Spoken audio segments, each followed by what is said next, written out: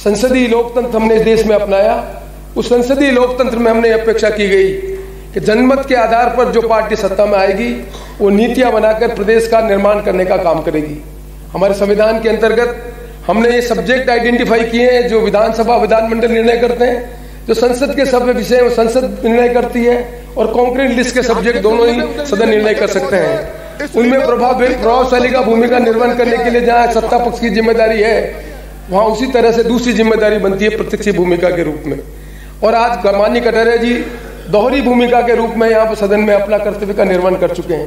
वो प्रभावशाली मंत्री भी रहे हैं और प्रभावशाली विपक्ष के नेता भी रहे हैं। किसी भी लोकतंत्र में प्रभावशाली विपक्ष और प्रभावशाली जो सत्ता पक्ष है, उन दोनों में जो सामंजस्य होता है, सामंजस्य का मतलब ये है कि वाचडॉग की एजेंसी के रूप में प्रतिपक्ष अपनी भूमिकाओं को निर्वहन करे और सत्ता पक्ष अपनी जिम्मेदारी के आधार पर जिन मैंडेट लेकर सत्ता में आया उनकी नीति बनाकर लोगों की अपेक्षाओं को पूरा करे, तो हम लोकतंत्र को मजबूत कर सकते हैं। और इसीलिए विधानमंडल की भूमिका बहुत महत्वपूर्ण हो जाती है। यदि विधानमंडल अपनी भूमिका का निर्वहन नहीं करते हैं तो संसदीय लोकतंत्र कमजोर होता है। और संसदीय लोकतंत्र कमजोर होने का मतलब लोगों की आकांक्षा और अपेक्षा पूरा करने का जो हमने निर्णय किया है कि संसदीय लोकतंत्र के माध्यम से करेंगे, यदि ये पूर्ण नहीं होती है तो देश में असंतोष बढ़ता है। और असंतोष बनने के कारण जिसके परिणाम होते हैं वो अलग अलग देशों में आपने देखा होगा, चाहे राष्ट्रपति प्रणाली के माध्यम से हो, चाहे संसदीय प्रणाली के माध्यम से हो, चाहे किसी एक पार्टी के शासन के माध्यम से हो, असंतोष बढ़ता है और असंतोष बनने के बाद हमसे उनकी जो गवर्नेंस करने की जो नीतियां हैं और उनके तरीके में परिवर्तन होता है। इसलिए प्रभावशाली और सार्थक प्रभाव भूमिका निर्वहन करने के संबंध में सबसे बड़ी आवश्यकता यह है कि हमारे जो विधानमंडल है उनमें समय निर्धारित है।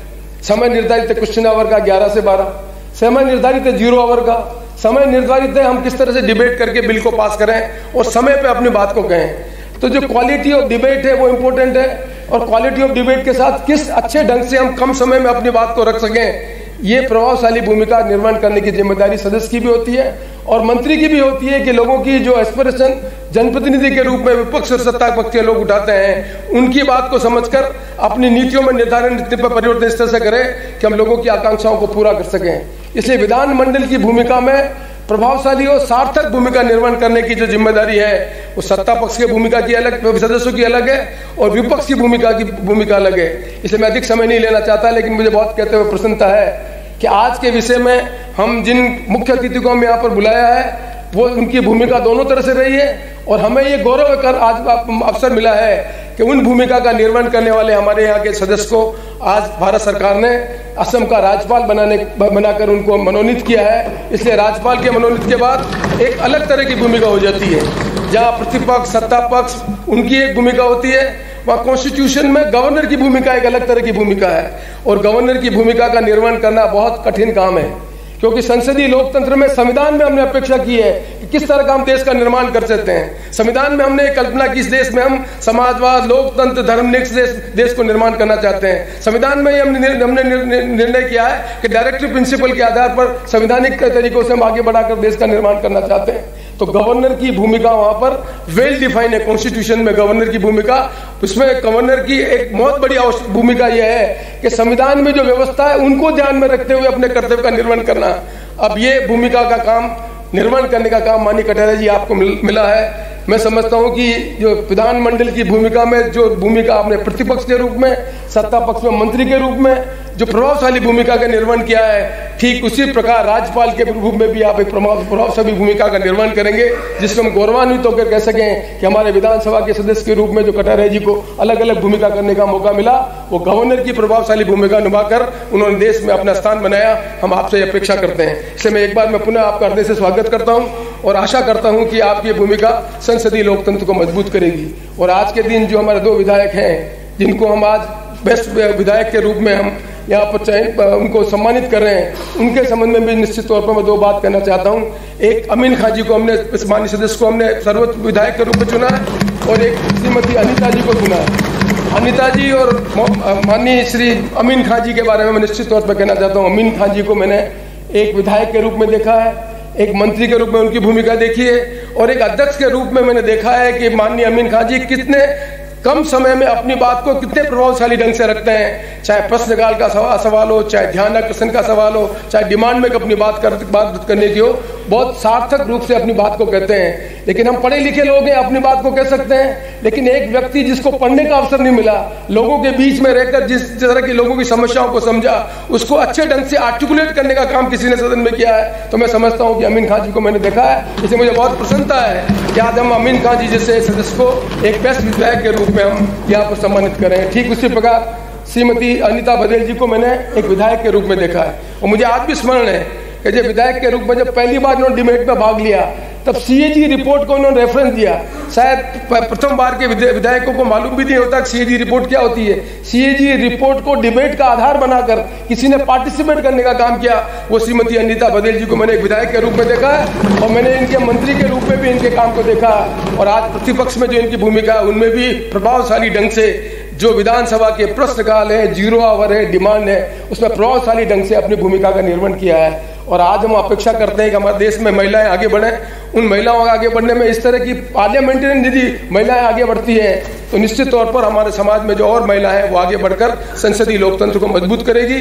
उनको भी हमने श्रेष्ठ विधायक के रूप में चुना है। मैं उनके भी उज्जवल भविष्य की कामना करता हूं, और मैं आशा करता हूं कि इसी तरह से हमारे विधानसभा की जो गरिमामय जो परंपरा रही है, उन परंपराओं का निर्वहन करेंगे, और हमारे यहाँ के जो विधायक की जो परंपरा है, उन परंपराओं को देश के सामने हम कह सकेंगे कि हम सब अलग अलग विचारों के हो सकते हैं, अलग अलग विचारों में अपने उत्तरदायित्व का निर्वहन कर संसदीय लोकतंत्र में जनता की अपेक्षाओं को पूरा करने की अपनी जिम्मेदारी का निर्वहन करते हैं। इन्हीं सब शब्दों के साथ मैं आप सबका भी धन्यवाद देता हूं, और व्यक्तिगत तौर पर एक बार कटारिया साहब का और धन्यवाद करता हूं कि आज समय निकालकर आप हमारे बीच में आए। हम आपका स्वागत करते हैं, अपने आप को बहुत बहुत गौरवान्वित अनुभव करते हैं। धन्यवाद, नमस्कार।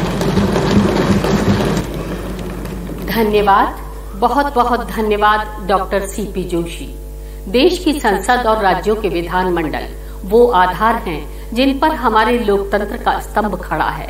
ये वो माटी है जिस पर हमारे लोकतंत्र का पुष्प पल्लवित है। लोकतंत्र का ये स्तंभ मजबूती से तना रहे, और आज का ये सेमिनार लोकतंत्र के इसी आधार को प्रभावकता को समर्पित है। हमारे बीच है श्री राजेंद्र राठौड़, एक अत्यंत जुझारू जननायक। राजस्थान के राजनीतिक परिदृश्य में अपनी पृथक सशक्त पहचान और मौजूदगी रखने वाले श्री राजेंद्र राठौड़ 1990 से ही छात्र नेता के रूप में राजनीति में सक्रिय रहे हैं। चुरू विधानसभा से आप 9वीं से लेकर अब तक लगातार विधायक, 1993 से 1998 तक चिकित्सा राज्य मंत्री, 2003 से 2009 तक पीडब्ल्यूडी कैबिनेट मंत्री, 2013 से 2016 तक कैबिनेट चिकित्सा मंत्री, और 2016 से 2018 तक ग्रामीण विकास और पंचायती राज्य मंत्री के रूप में प्रदेश को आपने अपनी सेवाएं दी है। विनम्र निवेदन, अपना उद्बोधन हमें प्रदान करें श्री राजेंद्र राठौड़, उपनेता प्रतिपक्ष। आज के गरिमापूर्ण समारोह के मुख्य अतिथि, असम के जैसे प्रदेश के संवैधानिक प्रमुख आदरणीय गुलाब जी कटारिया साहब, हमारी विधानसभा के हर क्षेत्र में गतिशील अध्यक्ष डॉक्टर सीपी जोशी जी, आदरणीय गहलोत साहब, आदरणीय धारीवाल जी, सईम लोढ़ा जी, और इस सभागृह में उपस्थित सभासदों और मित्रों, आज मैं और मेरे साथी सब गौरवान्वित हैं आदरणीय गुलाब जी आपको महामहिम राज्यपाल के पद पर आसीन होते हुए देखते हुए। और मैं कह सकता हूं कि जिस पद को आपने सुशोभित किया है, वो पद आपके पदासीन होने पर स्वयं सुशोभित हुआ है। आपका दीर्घ संसदीय जीवन, 8 बार लगातार इस विधानसभा के सदस्य के रूप में, इस सरकार के मंत्री के रूप में, लोकसभा के सदस्य के रूप में, प्रतिपक्ष के नेता के रूप में, आपकी सार्थक भूमिका को राजस्थान की राजनीति में कोई भूल नहीं पाएगा।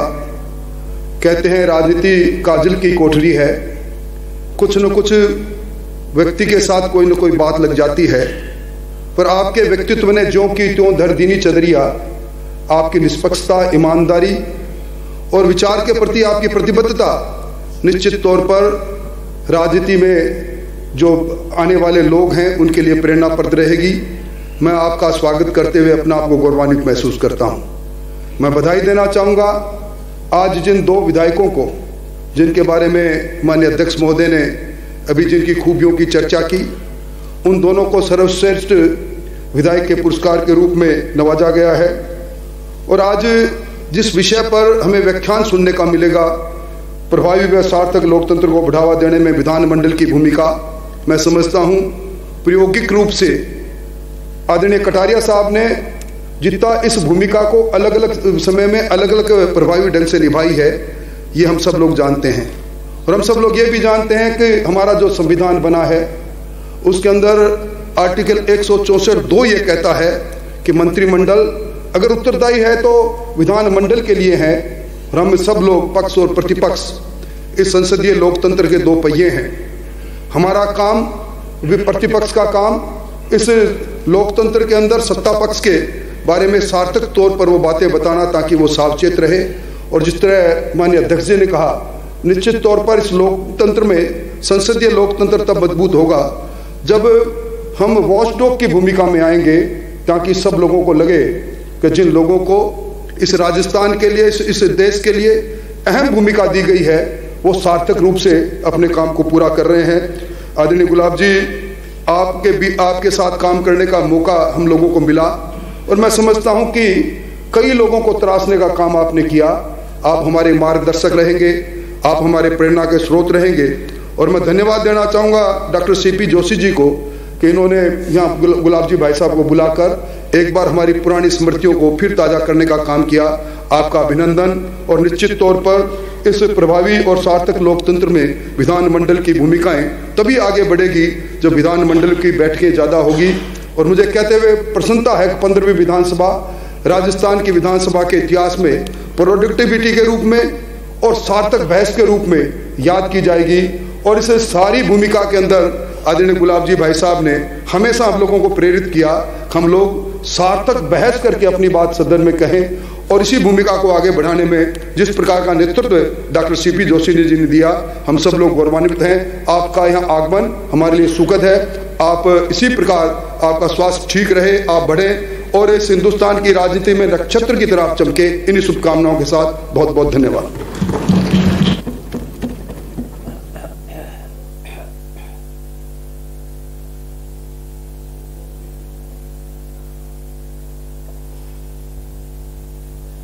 और अब उद्बोधन हेतु आमंत्रण श्री शांति कुमार धारीवाल, माननीय संसदीय कार्य मंत्री, राजस्थान सरकार। इससे पहले आपका संक्षिप्त परिचय। संसदीय कार्य मंत्री श्री शांति कुमार धारीवाल चौथी बार राजस्थान विधानसभा के लिए निर्वाचित हुए। आपने राज्य सरकार में अनेक विभागों में मंत्री के रूप में अपनी सेवाएं दी है।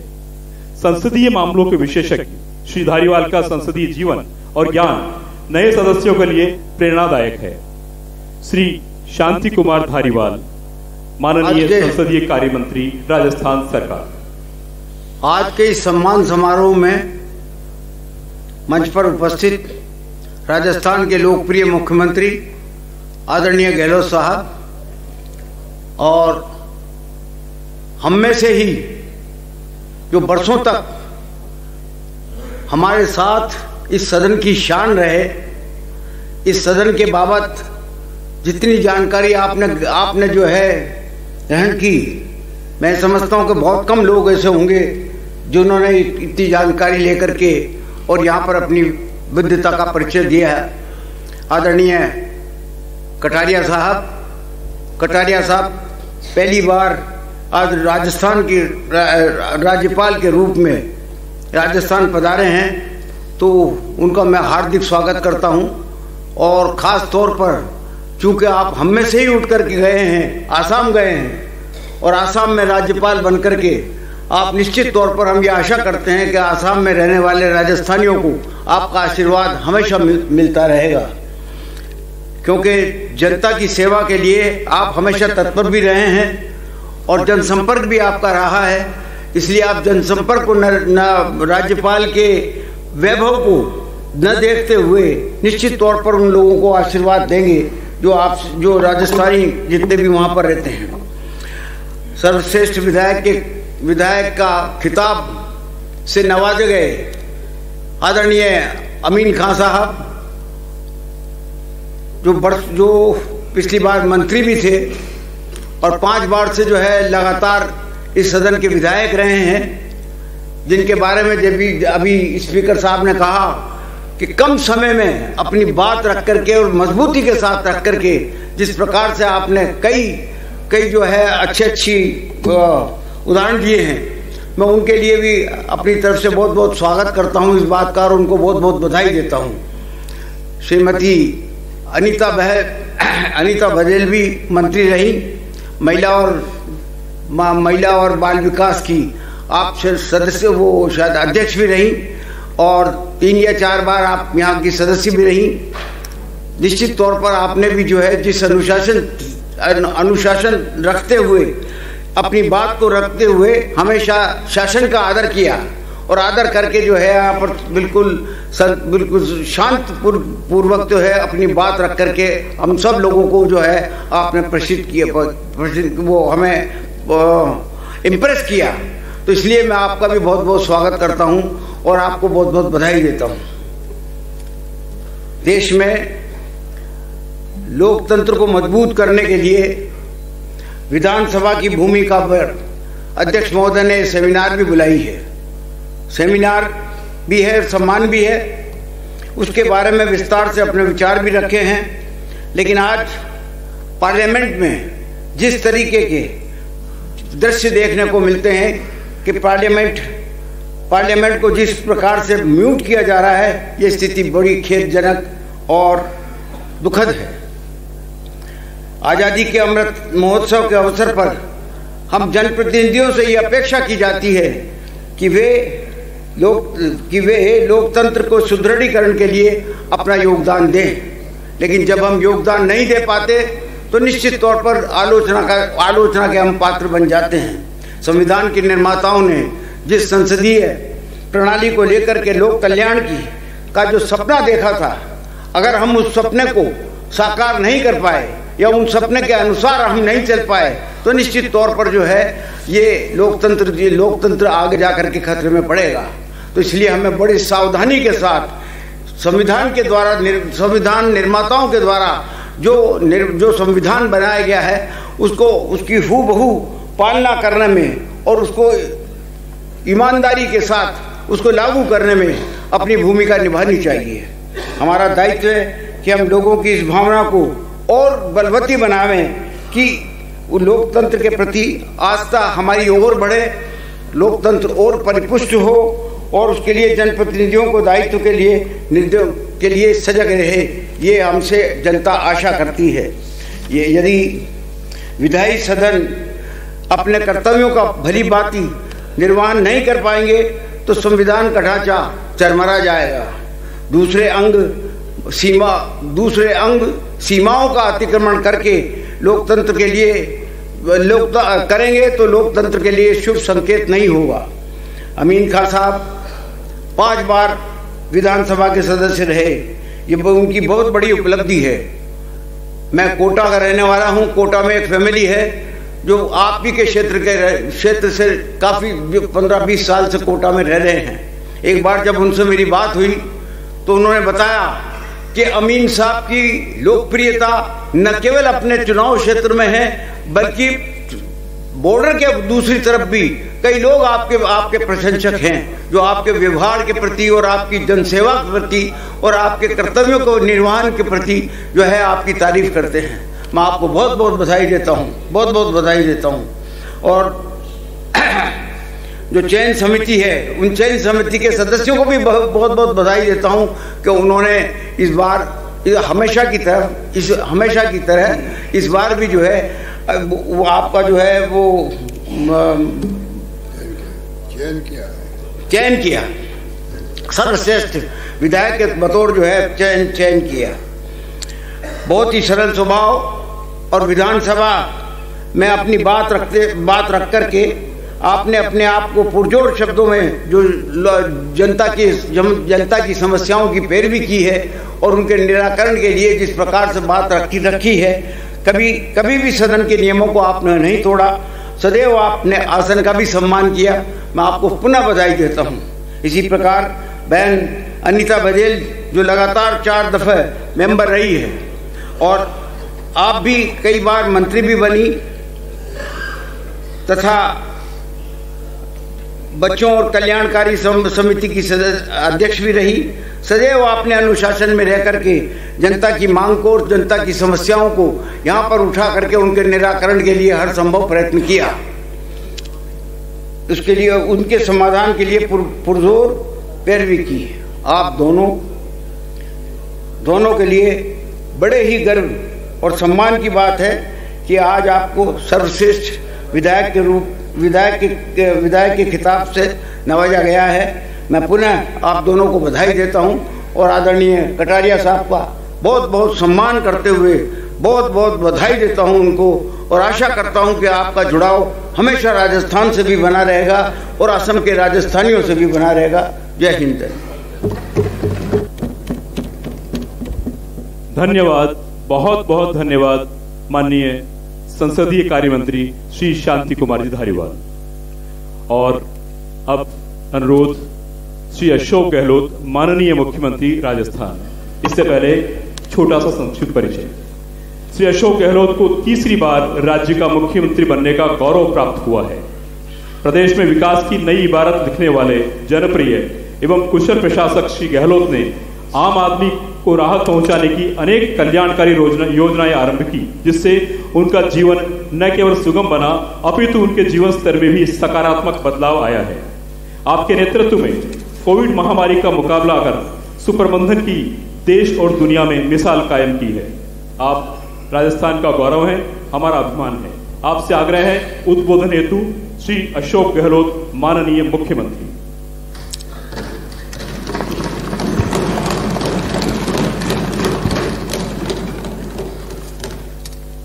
विधानसभा के अध्यक्ष डॉक्टर सीपी जोशी जी, आज के इस समारोह के मुख्य अतिथि आदरणीय गुलाब सिंह कटारिया जी, महामहिम राज्यपाल असम,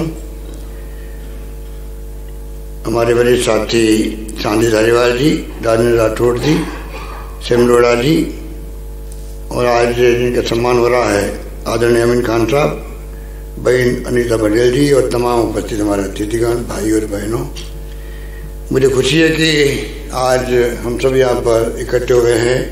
एक तरफ तो कटारिया साहब शपथ लेने के बाद पहली बार आए हैं, और जैसे मेरे पूर्व वक्ताओं ने कहा कि वो लंबे समय तक सदन के सदस्य रहे, इसलिए उनका सम्मान करना हमारे लिए गौरव की बात है।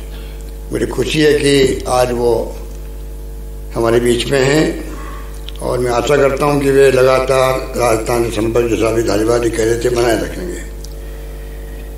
कटारिया साहब को मैं, आपको सबको मालूम है, मैं 4 साल से रिक्वेस्ट कर रहा था प्रधानमंत्री जी को, आप जल्दी इनको प्रमोशन करें और इनको भेजें जोड़ बनाकर। 4 साल मेरी सुनवाई नहीं हुई, 4 साल नहीं हुई, आखिर में सुनवाई करनी पड़ी प्रधानमंत्री जी को।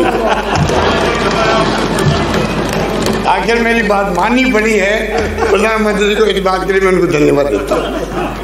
आपने यहाँ से उनको प्रमोट किया, ऐसा भेज दिया, एक बात तो ये। दूसरी जो अमीन खान साहब के बारे में, अनीता जी के बारे में धारीवाल जी ने बहुत सुंदर शब्दों में बात कही। चयन समिति के सदस्यों को मैं धन्यवाद देना चाहता हूँ कि वास्तव में उन्होंने सोच समझ गए, क्योंकि ये काम बहुत मुश्किल काम होता है, जहाँ सदस्य बैठते हैं पक्ष विपक्ष के, और उसके ऊपर चयन करना कि भाई किस प्रकार से किन मापदंडों के आधार पर हम चयन कर रहे हैं, बहुत मुश्किल काम है। मुश्किल काम को उन्होंने निभाया, वो तो बधाई के पात्र हैं। और मैं खुशी है कि जो हम लोग दिल में सम्मान जिनके प्रति है, रीता जी और हमारे आदरणीय अमीन खान साहब, उनका चयन हुआ। मैं उन दोनों को बहुत बहुत बधाई देना चाहता हूँ। और अमीन साहब को मैं 1980 से जानता हूँ, पहली बार जब मैं मेंबर पार्लियामेंट